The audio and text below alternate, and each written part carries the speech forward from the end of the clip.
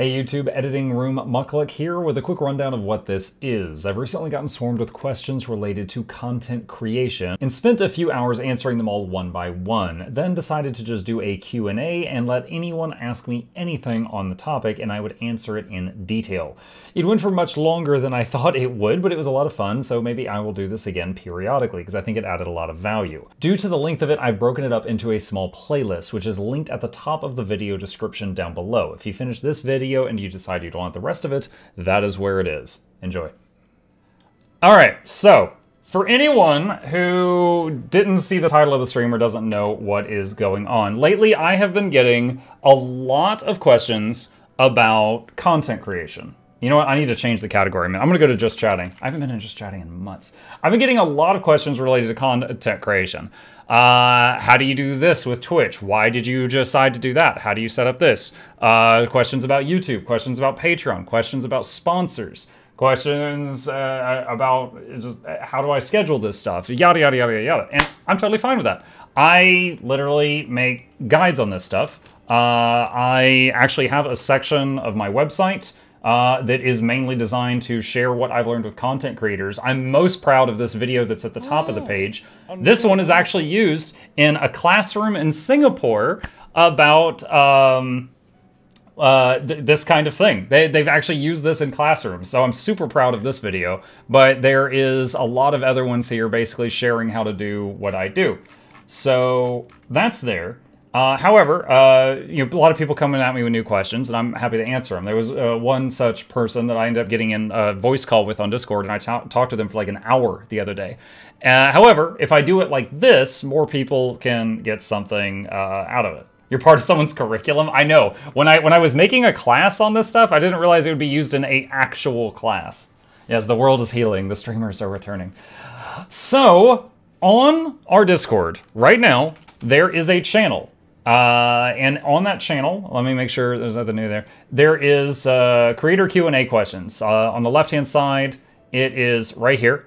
And if you want to like guaranteed have me see your question, put it there and I will get to it. Otherwise, you can just hurl it in the chat. And if I see it, I'll answer it. But if I miss it, you know, put it in the Discord thing. So we're going to go through this stuff and I'm going to answer this as best I can. And if I think that there's enough of value here, I'll slap it on YouTube. If you're watching this on YouTube later, I guess I decided to do that. So, let's just start from the top. All right, so Aura Frost is an aspiring content creator and said, what is a good free video editing program? Oh, this one's going to take 2 seconds. DaVinci Resolve. So video editing programs. The first one I used was I got Lightworks for free. And I gotta say, Lightworks, although it can do a lot, it has got the most unintuitive user interface I've ever seen in the world. Let me give you an example. My first project I made in Lightworks, I wanted to save it, and I couldn't find the save button. I was in tech support for 8 years. I couldn't find the save button. I went to Google and I was like, how do I save a project in Lightworks? And it was like, oh, right click in the bottom left corner and then hit Alt-Shift-B.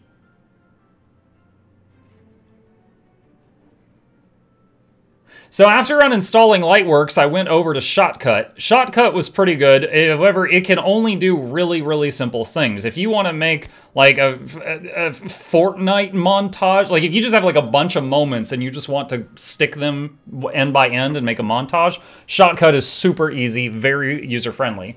After that, I graduated to DaVinci Resolve. They also have free software. It's what I currently use when I make my own video and I don't go through Noxie. DaVinci Resolve, cool enough, it uses the exact same hotkeys the Shotcut did. So the stuff I learned in Shotcut, I felt like I didn't waste my time when I went to DaVinci Resolve because, you know, the same hotkeys for like cutting stuff and putting it together and things like that all still worked. And I still use DaVinci Resolve when I do my own vids to this day. Like anything that I'm like, okay, I wonder if I can do like a, you know, a swirling transition or make some smoke here or something. I can usually Google how do I do this in DaVinci Resolve and I find it. So that's there. So I'm using DaVinci Resolve for my free video editing program. They have a free version, a paid version. I use the free one and I've been using it for a year or two now. Now, Noxie, who is my video editor that does 90% of my stuff now, uses like 47 programs from Adobe that are paid for, and she knows how to do a whole bunch of stuff that like I don't know how to do. However, for free video editing program, DaVinci Resolve, I'm locking in that answer. Okay. Next one. Tuka, who's interested in content creation, said, how do you come to the conclusion that showing your face and voice online isn't so scary and okay to do? When do you know that you're ready to do so, or do you just jump into it?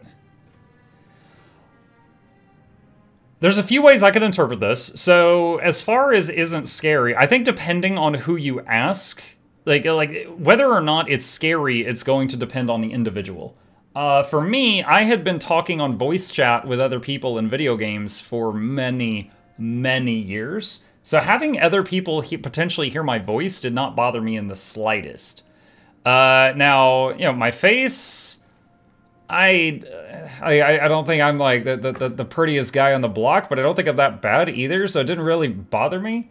But the thing is, you know, if you're interested in this sort of thing, there's a lot of ways around that.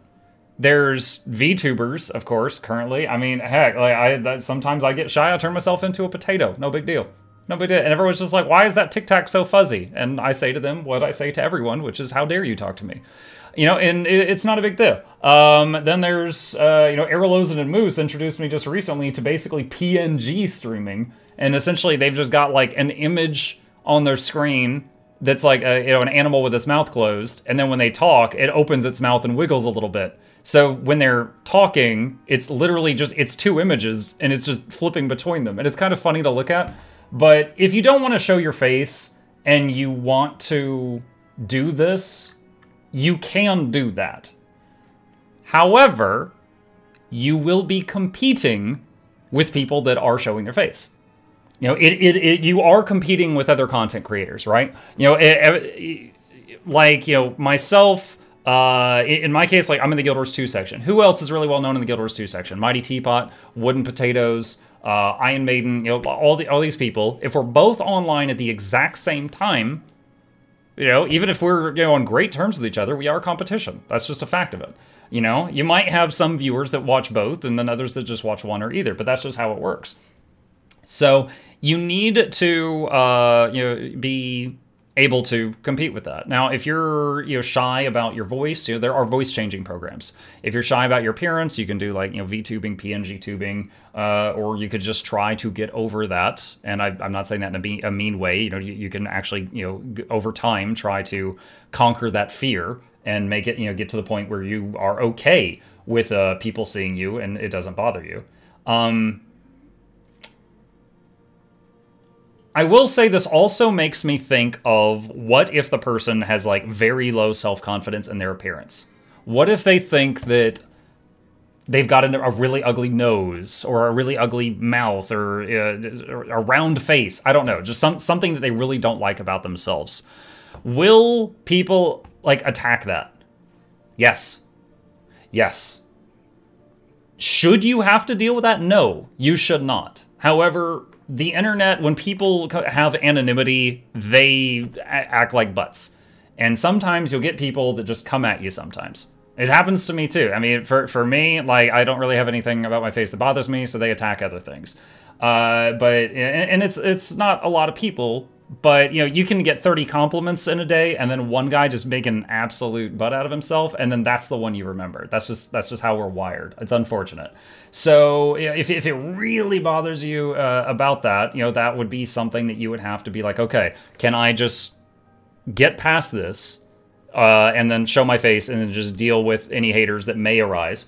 Or should I do this in a way where I don't have to show my face?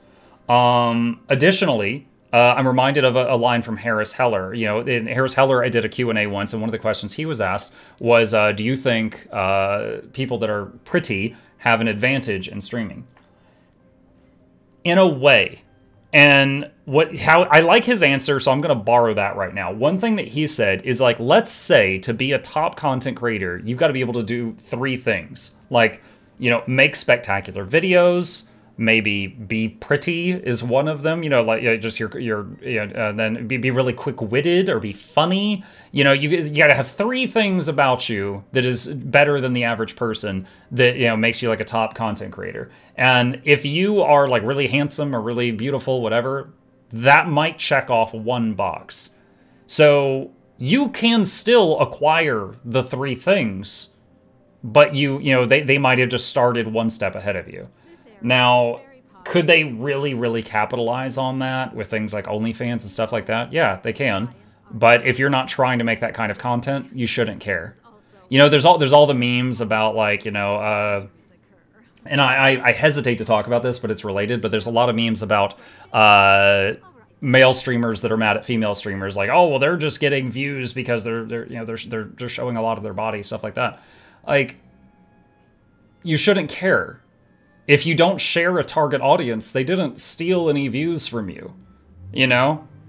If you guys came here hoping to see cleavage, you are very much on the wrong part of the website.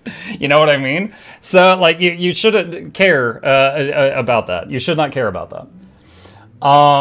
Okay, so at this point, I think I've tackled this question from every possible angle. So I am going to go on to the next one. Okay, next one is from Erolozan. All right, who's, let's see, recently started streaming, new to it, but doing freaking well for his first time investment, considering making content for YouTube. I did say that you guys could ask as many questions as possible. Totally fine with that. First one, he says, what were your biggest hurdles when accepting Twitch and affiliate and partner?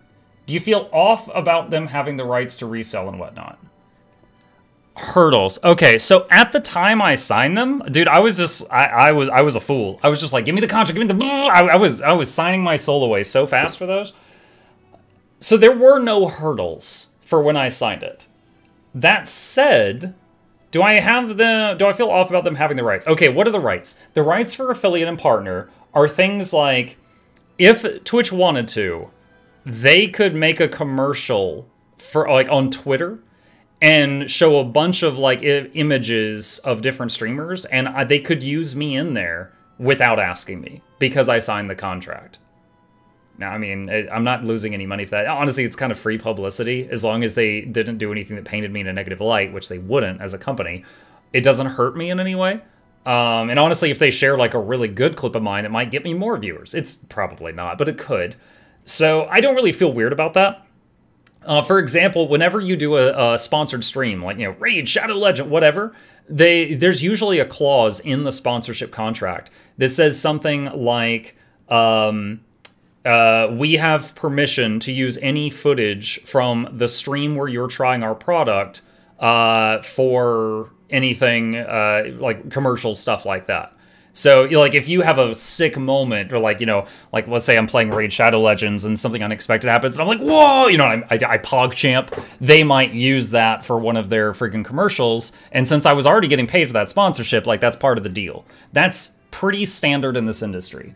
I'm not bothered by that. That said, on the topic of affiliate and partner, there is an excellent video by Devin Nash on YouTube. Now, Devin, I have huge respect for, and let me see, Devin Nash affiliate. Let me see if I can find it here. Okay, here we go. He's got a video called Why You Should Never Become a Twitch Affiliate with 500,000 views. Now, I am just going to hurl this into the chat if you want to see it. Now, Devin owns a business. Devin is set for life, probably. He owns a business that is essentially like an agency. A lot of you know the name Amaranth on Twitch. It doesn't matter what your opinion is of her. She is hugely successful. She's making bank on the platform. She's one of the top female content creators. And, like, his agency manages Amaranth and a bunch of other content creators as well. So they're pretty big. Now, the Twitch affiliate contract does a bunch of different things. Like, you get the subscription button, you get people throw bits on your channel, you get your first emotes, stuff like that.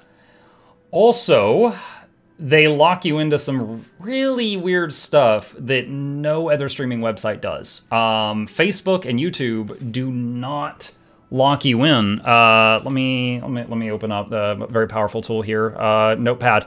So if you get a subscription on YouTube calls it a membership. But if you basically subscribe on YouTube, creator gets 70%, and YouTube gets 30%.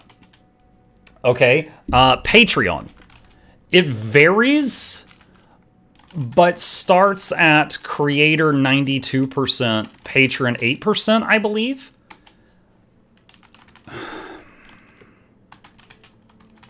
Twitch is 50-50. So like if one of you were to spend $5 for a sub for the creator, $2.50 goes to Twitch.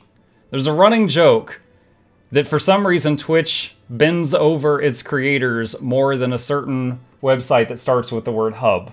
That does, from what I understand, a lot more bending over.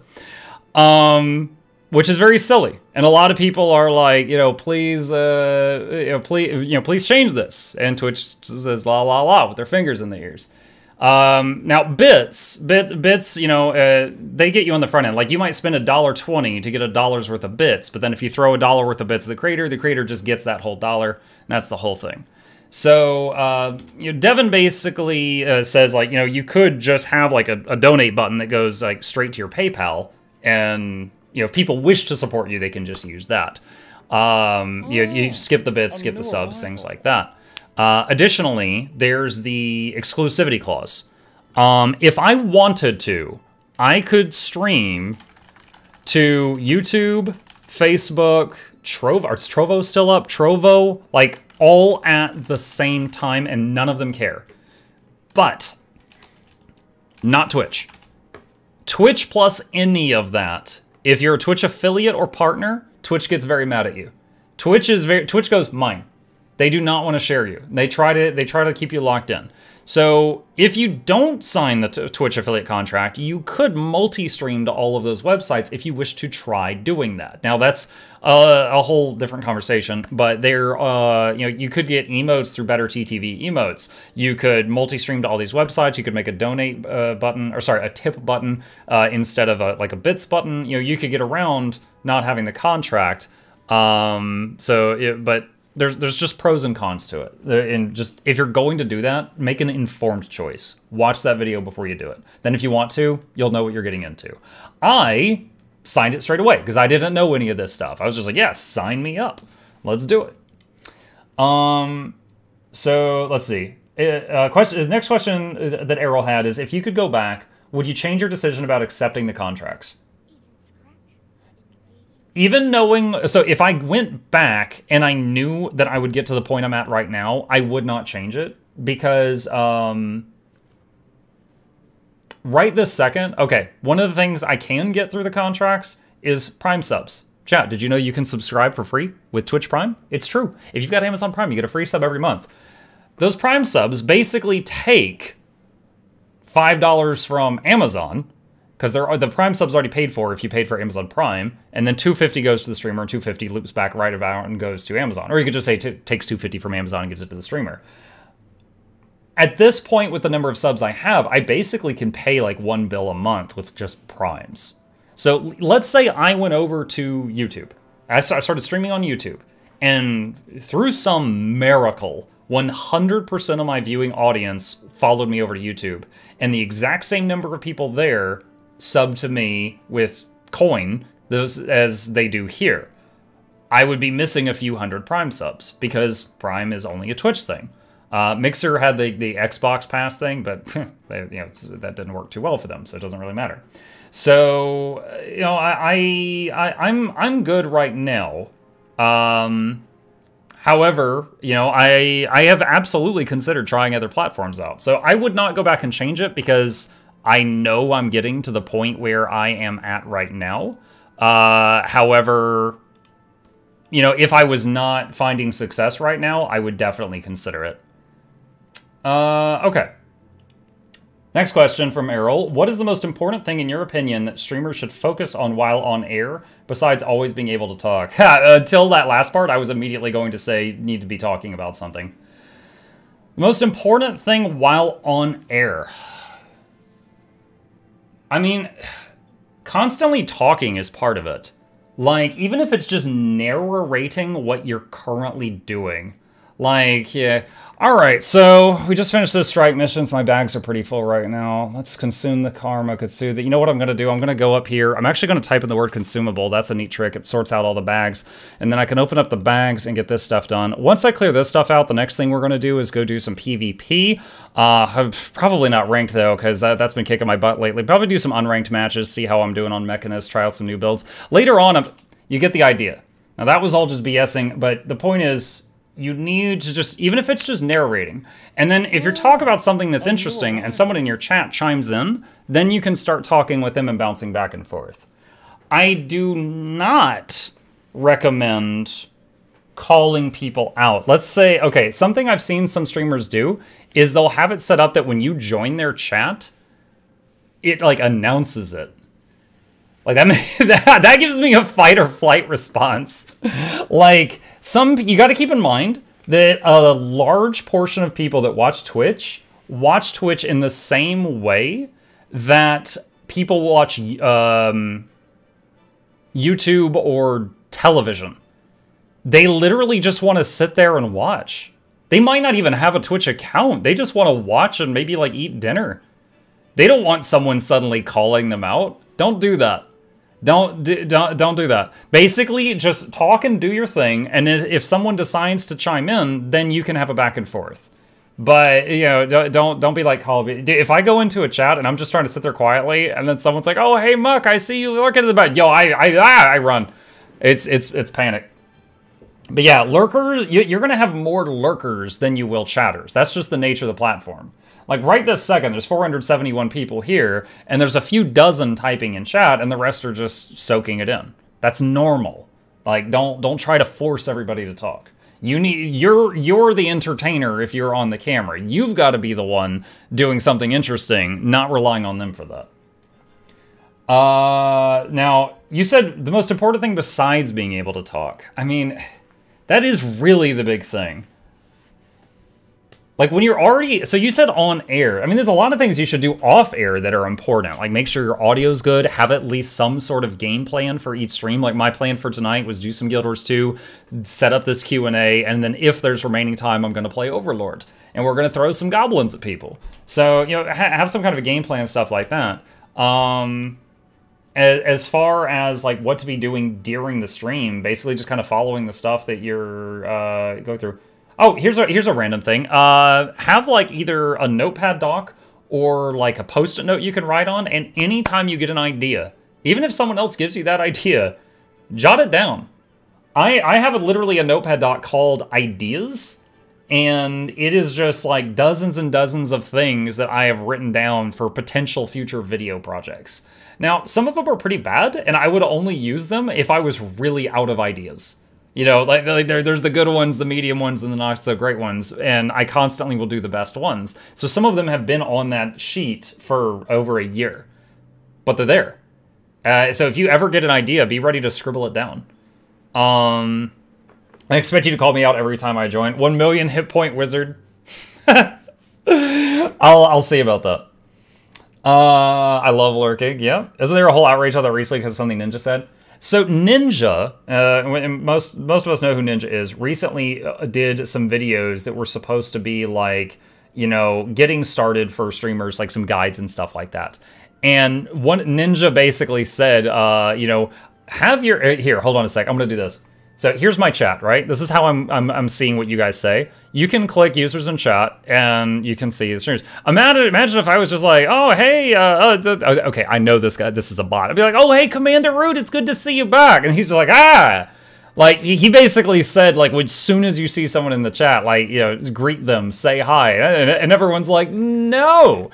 And, you know, it is true that Ninja was hugely successful. However, Ninja was successful in a way that is different from what you do today. It changes so rapidly. Like, I kind of attribute Ninja's success not only to his hard work, but also to similar to like, okay, Silicon Valley. Like Steve Jobs, Bill Gates, all those people that got really like famous and rich in Silicon Valley was around the same time. It was right place, right time. Ninja was doing the same things that a lot of us streamers are doing But he was one of the first ones who did it, and it was at the right time, and it went insanely well. That doesn't mean you would do the exact same things today to get the exact same level of success. I hope that made sense. That's what I was trying to get out. Thank you for the subs, guys. I'll give you the really well, you know what? I'll do the really long intro now. Muggle Douglas, Bartholomew Reginald, Esquire the Fourth, this is Chauncey Fitzsimmons the Third, because you, Tug, Mug, Moon of Plundar, and Aries 2003 to the lab. Hope you enjoy your stay. Entertainment is on the way. Crank up the speakers, don't touch the bakers, giveaways every week. Please take a seat, but you'll only need the edge. Welcome. What type of lazy jackal is that? A comfy one. Okay. So let's go to the next question. Do you ever feel like there's no time to do what you want, or is streaming so core to your happiness that you don't feel the drain? So I am definitely in a bit of an anomaly. So I have streamed, hold on a second. Let me get this thing over here. Let's see, how many days since May 26, 2018? All right.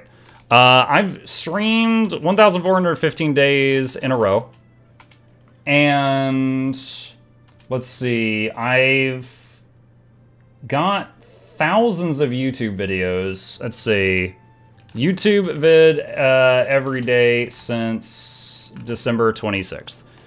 So I've been YouTubing for years, but I've done a YouTube video every single day since December 26th last year. Now, that said, let me close a couple of these tabs here. I've got a bunch of them open. I don't recommend this to other people. I'm just very addicted, okay? So, as far as, do you feel like you have no time to do what you want? I streamed for a year, and I made, like, zero money for, like, 6 to 9 months. Like, before I made a penny. Because it was fun.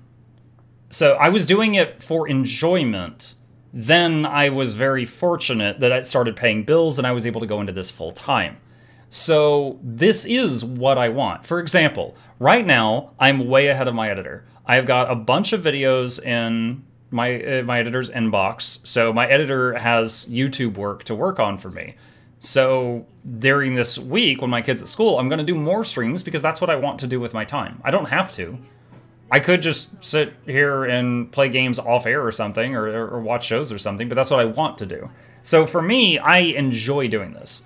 Now, someone said, is streaming so core to your happy? It makes me very happy. It makes me very happy. And then, do you not feel the drain?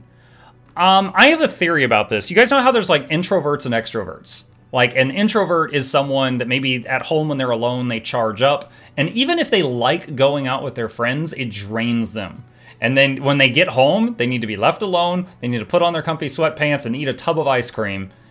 That's an introvert. An extrovert, they're like going crazy at home and they get out with their friends and then they're building energy, okay? I think it's the same with streamers.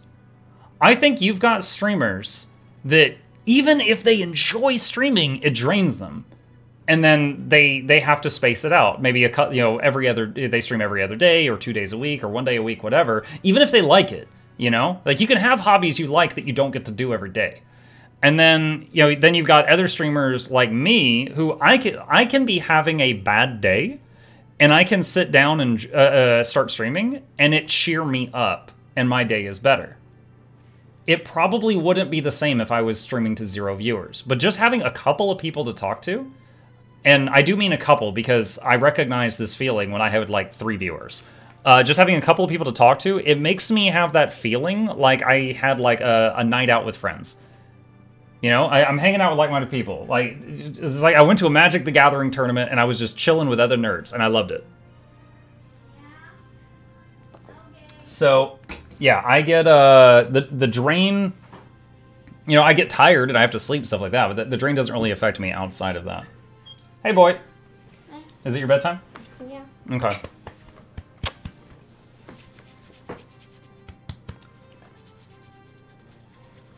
All right. Have a good night. Do you want to say goodnight to Chip? He's on his tower. Don't pull the cord. You're saying you host people like in the build friendship as much as streaming people in the chat. Try streaming for a while. It certainly is. It drains me afterwards. I'm very introverted person in that respect. Extroverts all the way. Let's see. Okay. I'm just waiting a second for him. Is Mom waiting on you right now? Gabe? Okay. Are you... he's milking it. He's milking it. All right. All right. So Aru, who is interested in streaming, says, what screen recording program do you use or recommend? There are two major ones, Streamlabs and StreamElements. I used Streamlabs. Hi. Hold on. You're caught up in the cords. Please be careful. Mwah. Okay. Have a good night. Okay. Right. Go on. Go to Mom. All right. So Streamlabs, Streamlabs OBS, also known as Slobs, they were the first program I used. I used them for a year. They are probably more